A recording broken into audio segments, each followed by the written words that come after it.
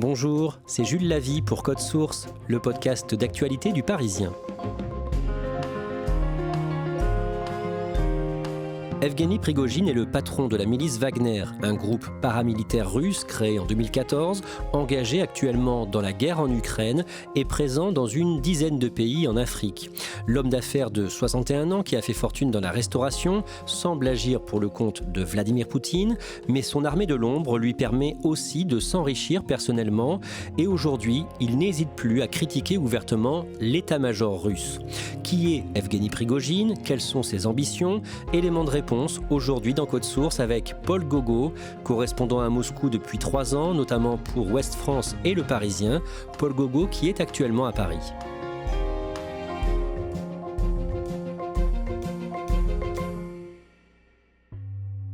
Tête rasée, dents du bonheur, le visage parfois souriant, parfois fermé, Evgeny Prigojine a longtemps été un homme de l'ombre, mais il prend la lumière ces derniers mois, on va y revenir. D'abord, Paul Gogo, vous allez nous raconter son histoire. Evgeny Prigojine a 61 ans, il est né en 1961 à Saint-Pétersbourg, qui s'appelait à ce moment-là Leningrad. Qu'est-ce que l'on sait de son enfance ? Son père est mort assez tôt, sa mère était infirmière et surtout, il aurait pu avoir un autre destin parce qu'il s'était engagé dans une école qui mélangeait éducation donc, et sport et il se destinait à devenir skieur, à faire du ski de fond mais de façon professionnelle. Et ce qu'on sait également, c'est qu'il n'est pas parvenu à faire de cette passion un métier et à partir de ce moment-là, il a laissé tomber cette éducation. Le jeune Evgeny Prigojine tourne mal et il tombe dans la petite délinquance. Quand il a 20 ans, en 1981, il est condamné à 13 ans de prison pour un crime qu'il a commis un soir de mars 1980. Il sortait d'un bar avec 2 amis, il a attrapé une femme dans la rue par derrière, il l'a étranglée et ils lui ont volé ses boucles d'oreilles en or. C'est vraiment typique de ces années en Russie, des années qui étaient marquées par les mafias, par la délinquance. Et Evgeny Prigojine était dans le camp des délinquants à cette période. Il sort de prison après 9 ans de détention. En 1990, en plein effondrement de l'URSS, Evgeny Prigojine se lance alors dans la restauration rapide à Saint-Pétersbourg. Il vend des hot-dogs dans un stand. Oui, alors c'est évidemment assez étonnant quand on connaît son parcours actuel. Il a commencé depuis son appartement avec sa mère. Il préparait la moutarde dans son appartement. Il a créé des enseignes de restauration rapide. Il s'est mis au blini, aux crêpes. Il s'est mis à vendre des crêpes dans les rues de Saint-Pétersbourg. Et puis progressivement, il est monté en gamme. Il a commencé à ouvrir d'autres restaurants. Les affaires marchent très bien pour Evgeny Prigojine qui a ouvert son premier restaurant en 1995, la Vieille Douane, un restaurant de luxe fréquenté par l'élite locale. Dans son établissement, il accueille régulièrement le maire de Moscou et un certain Vladimir Poutine qui est à ce moment-là adjoint au maire de Moscou. À ce moment-là, Vladimir Poutine rentre d'Allemagne, il se lance en politique et il vient de rencontrer Anatoly Sobchak, le maire de Saint-Pétersbourg. Et lui, de son côté, Evgeny Prigojine, il ouvre des restaurants. C'est très intéressant ce restaurant dans lequel ils se seraient rencontrés parce que Evgeny Prigojine ne l'a pas conçu comme un restaurant de luxe à l'origine. Il y avait des stripteaseuses, ce qu'on voit dans la presse russe, c'est que c'était même un établissement quasiment glauque à l'époque. Et le fait est qu'avec le temps, la nourriture est tellement bonne dans ce restaurant que ça devient un restaurant un peu à la mode, que les élites de la ville commencent à s'y rendre. Et donc c'est à ce moment-là que les 2 hommes se sont rencontrés.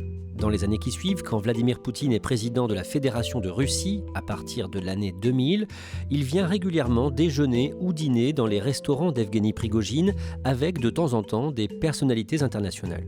Jacques Chirac, George Bush, même le prince Charles. Sur ces photos, on le voit derrière Vladimir Poutine, derrière ses personnalités politiques. Il a son plateau, il amène les assiettes à ses personnalités. On comprend donc que c'est déjà un homme de confiance du président russe. J'ai lu récemment une vieille interview d'Evgeny Prigojine dans laquelle il raconte qu'il demandait à ses employés d'écouter tout ce qui se disait et de lui ramener ces informations. Et dans cette interview, d'ailleurs, Evgeny Prigojine sous-entend que peut-être un jour, il écrira un livre sur tout ce qu'il a entendu à l'époque. Dès le début des années 2000, Evgeny Prigojine a signé des gros contrats avec la mairie de Moscou, puis avec l'État russe. Quand il y a un gros contrat public en jeu, on se rend compte, et dès les années 2000, que c'est lui, via ses sociétés, notamment sa société Concorde, qui les remporte. Il a remporté un appel d'offres stratégique assez important qui consiste à nourrir les écoles de Saint-Pétersbourg et Moscou. Rapidement, il s'est mis à fournir des rations alimentaires à l'armée russe. Et puis évidemment, et ça c'est peut-être le plus important parce que ça mêle cuisine et politique, il a rapidement fourni la nourriture à tous les événements, tous les forums, les rencontres organisées par le Kremlin, jusqu'à atteindre, on va dire, l'appel d'offres ultime, pour l'appeler comme ça, qui est de gérer la cuisine du président russe et donc de nourrir Vladimir Poutine. Aujourd'hui encore, de ce qu'on sait, c'est encore Evgeny Prigojine qui surveille et nourrit le président russe.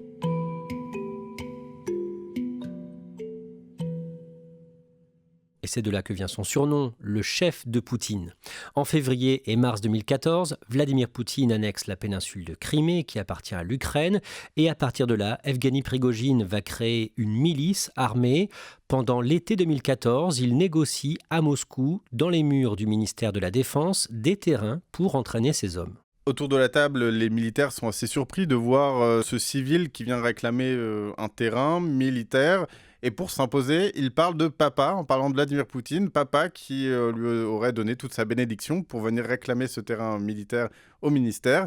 Et donc, les militaires finissent par fournir ce terrain qui existe aujourd'hui bel et bien dans le sud de la Russie. C'est totalement secret à ce moment-là, mais Vladimir Poutine aide Evgeny Prigojine à monter son armée pour occuper la Crimée. Qu'est-ce que ça permet au président russe ? Ça a permis au président russe d'annexer la Crimée sans en être tenu responsable, du moins dans un premier temps. C'est-à-dire qu'il a envoyé des hommes armés, sans insigne, occuper la Crimée, pousser les soldats ukrainiens vers le reste du territoire ukrainien. Il a organisé cette annexion de cette façon-là. Lui, Vladimir Poutine, tenait ce discours auprès des étrangers, des Occidentaux, en disant « Nous ne sommes pas là-bas, ces hommes sont en train de mener une sorte de révolution en Crimée, nous on observe ça de loin ». Et puis rapidement, on a vu ces hommes remettre leurs insignes. Et on s'est rendu compte que c'était bien des Russes qui venaient d'organiser l'annexion. Et cette technique a aussi, dans une certaine mesure, été utilisée dans le Donbass quelques mois plus tard. Et ça a encore une fois permis à Vladimir Poutine de participer à des sommets internationaux dans lesquels il pouvait affirmer que lui n'était pas à l'origine de ce qui se passait, ni en Crimée, ni dans le Donbass. En 2015, la milice d'Evgeny Prigojine, la milice Wagner, est déployée en Syrie quand Vladimir Poutine vient défendre Bachar el-Assad au pouvoir à Damas.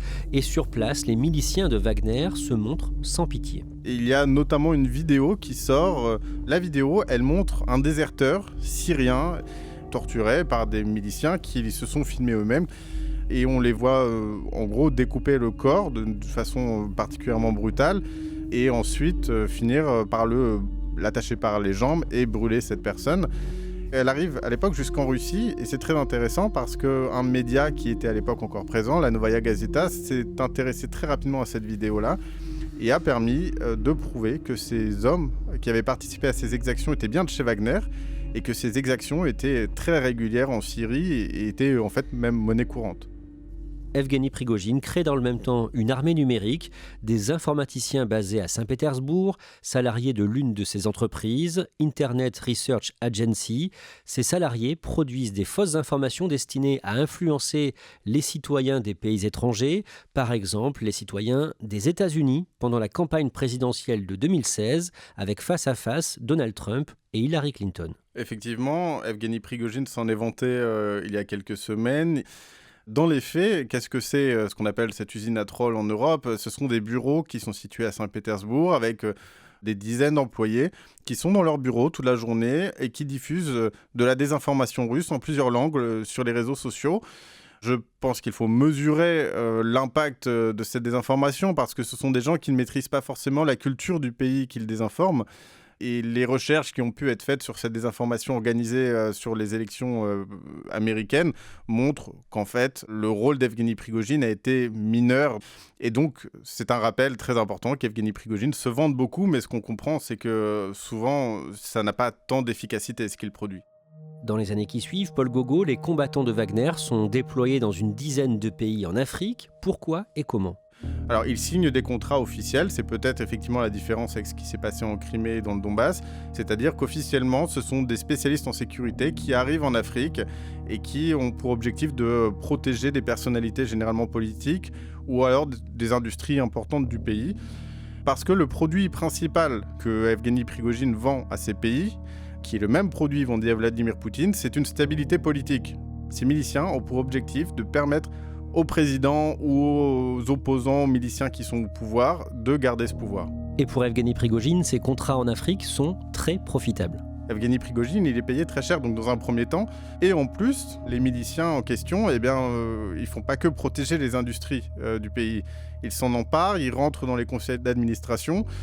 On sait qu'en s'attribuant l'exploitation de certaines de ces ressources, Evgeny Prigojine se sert de l'argent obtenu grâce à ces ressources pour financer sa milice, mais on sait aussi que sa fortune s'est entre autres constituée sur l'exploitation de ces ressources dont il a pu prendre le contrôle en Afrique. En Centrafrique, au mois de juillet 2018, 3 journalistes russes qui enquêtaient sur les exactions de la milice Wagner dans ce pays sont tués. Ils tombent dans un guet-apens. Ces 3 journalistes étaient connus à Moscou comme des journalistes d'investigation et on sait qu'ils enquêtaient en Centrafrique sur les activités d'Evgeny Prigojine et de Wagner dans ce pays parce que c'est le pays certainement où Wagner a été le plus présent ces dernières années. Ces 3 hommes, ils se rendaient justement à proximité d'une base de Wagner. Quand ils ont été arrêtés par des hommes armés sur la route, ils ont été donc tués sur place par ces hommes. L'enquête a été bloquée, il faut le dire comme ça, par les autorités russes. Évidemment, le soupçon qu'ont ses collègues aujourd'hui, c'est que c'est Evgeny Prigojine qui se serait débarrassé de ces journalistes assez gênants parce que quand vous enquêtez sur les business africains, on va dire, d'Evgeny Prigojine, là, vous touchez à un point très sensible. Ça reste aujourd'hui encore, et malgré la guerre en Ukraine, la partie, on va dire, la plus importante du business d'Evgeny Prigojine, l'Afrique. Et donc, il tient, et particulièrement auprès de la population russe, à son image et à ce genre de business. À ce moment-là, Vladimir Poutine dément tout lien avec Evgeny Prigojine et la milice Wagner. De son côté, Evgeny Prigojine nie être le patron de cette armée secrète et il attaque en justice les journalistes qui affirment que c'est le cas. Il intimide aussi, par exemple, une avocate russe qui enquête sur lui. Lyubov Sobol, une opposante proche d'Alexei Navalny, qu'on connaît parce qu'il est aujourd'hui emprisonné, elle fait partie de ceux qui ont expliqué qu'il était lié à Wagner, mais elle avait aussi dénoncé un empoisonnement qui a eu lieu il y a quelques années dans les écoles de Moscou où des enfants ont été empoisonnés à la cantine qui est gérée par les entreprises d'Evgeny Prigojine. Lui n'avait pas apprécié ça et donc il a lancé une sorte d'offensive contre cette opposante. Il est allé jusqu'à la faire condamner par un tribunal. Il y a aussi un autre journaliste, Alexei Venediktov, qui, il y a quelques années, a lui aussi expliqué qu'Evgeny Prigojine était le responsable de Wagner et la justice russe l'a condamné pour cette affirmation. Мною принято решение о проведении специальной военной операции. Paul Gogo, on en vient au jeudi 24 février 2022. Ce jour-là, Vladimir Poutine annonce qu'il veut annexer l'Ukraine, c'est le début de la guerre. La milice Wagner se déploie en Ukraine et à partir de là, Evgeny Prigojine se montre de plus en plus. C'est un moment clé, évidemment, dans le parcours d'Evgeny Prigojine parce que les Russes ne connaissaient pas ou peu son existence jusqu'à ce moment-là. Lui décide de se rendre au public, de devenir une personnalité publique. Il communique beaucoup, toute la journée. Son service de presse publie tous les jours des réactions d'Evgeny Prigojine sur ce qui se passe dans le Donbass ou dans l'actualité russe, sur l'application Telegram.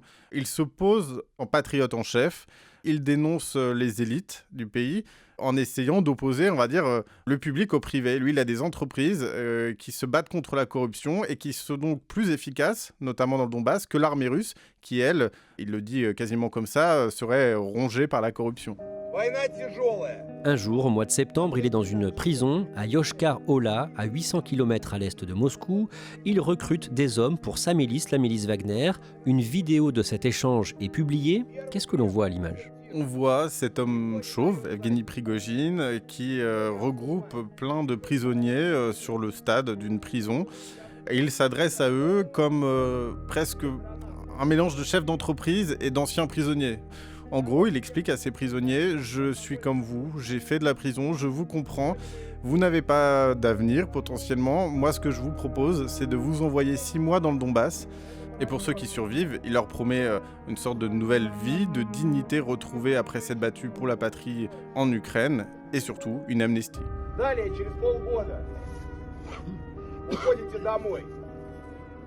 Paul Gogo, à travers cette vidéo, Evgeny Prigojine reconnaît pour la première fois qu'il dirige Wagner.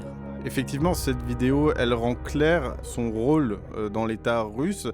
L'opposant Alexei Navalny décrit cette situation d'une façon assez intéressante. Il explique que Evgeny Prigojine se montre enfin comme quelqu'un qui est capable d'aller recruter des gens en prison, ce qui était illégal en Russie, et de les envoyer sur une zone de guerre.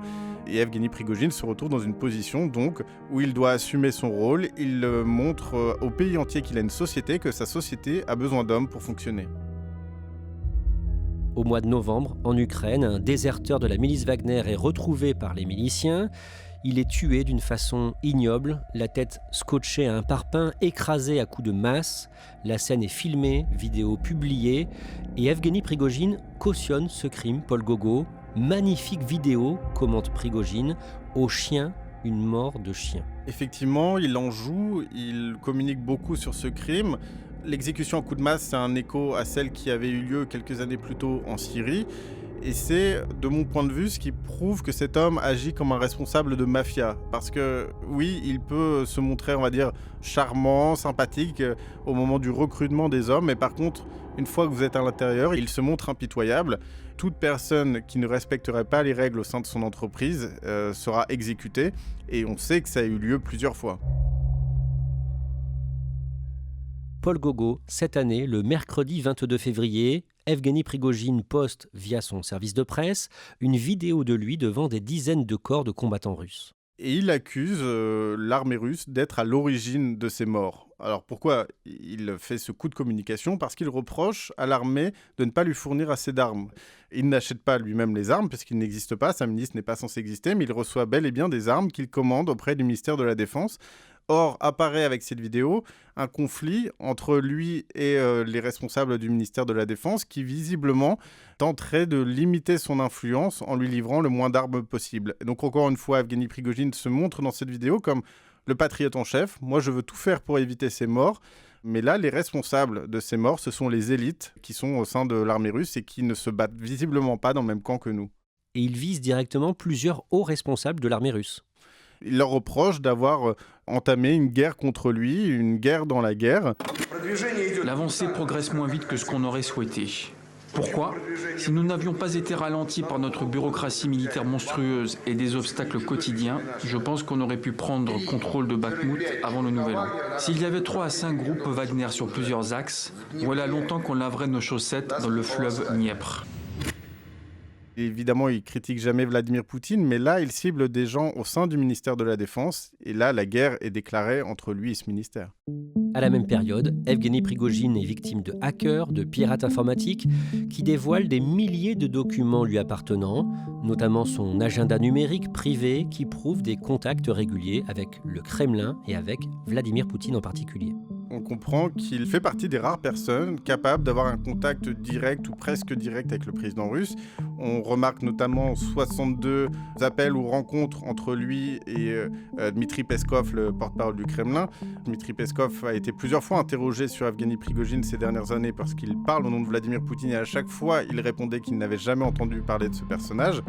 Et d'un autre côté, il y a des rendez-vous avec Vladimir Poutine, donc secrets, parce que ces rendez-vous n'apparaissent pas dans l'agenda du président russe. Cet agenda d'Evgeny Prigojine parle de 6 rendez-vous entre lui et Vladimir Poutine, ce qui peut paraître peu, mais ce qui dans la Russie d'aujourd'hui est tout de même quelque chose. Ça montre un certain degré tout de même de proximité avec Vladimir Poutine. Paul Gogo, est-ce que l'on sait quelle est l'ambition d'Evgeny Prigojine ? C'est toute la question qui se pose, parce qu'il y a cette rumeur qui persiste en Russie d'un homme qui réfléchirait à faire de la politique. Alors on sait qu'en Russie, on ne crée pas de parti politique sans l'accord de Vladimir Poutine. Mais force est de constater que Evgeny Prigojine commence à avoir des milices régionales dans plusieurs régions du pays. Il a un QG à Saint-Pétersbourg. Il a une certaine influence maintenant sur la population russe en ces temps de guerre. Et je pense que Vladimir Poutine, oui, observe de très près l'évolution de la popularité de cet homme. Justement, Paul Gogo, est-ce que Evgeny Prigojine a toujours le soutien de Vladimir Poutine ? Il y a une tendance en ce moment de la part du Kremlin à essayer de le calmer. On le voit notamment par les baisses de livraison d'armes auprès des mercenaires de Wagner. Aussi une demande de censure qui aurait été formulée par le Kremlin auprès des télévisions russes qui n'ont plus le droit de citer Evgeny Prigojine. C'est comme ça que ça se passe en Russie quand le président va essayer de faire disparaître quelqu'un. Donc on comprend qu'Evgeny Prigojine a pris une certaine influence. La question qui se pose désormais, c'est de savoir si Vladimir Poutine lui permettra ou non de faire de la politique.